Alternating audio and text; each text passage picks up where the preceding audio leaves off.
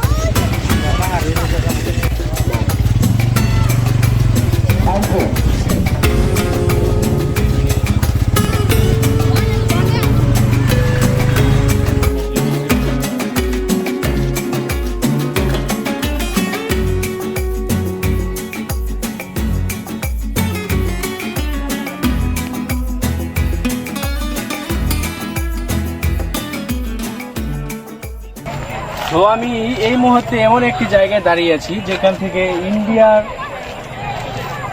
যে পাহাড়গুলি একদম স্পষ্ট দেখা যাচ্ছে। তো আপনারা দেখতে পাচ্ছেন ওই জায়গায় ইন্ডিয়ার সীমানার ওপারে খেলাধুলা হচ্ছে, যেমন এপারে আমাদের এই পাশে খেলাধুলা হচ্ছে। তো এরকম দৃশ্য আপনাদের দেখতে হলে অবশ্যই আমাদের নালিতাবাড়ি পানিহাতায় আসতে হবে।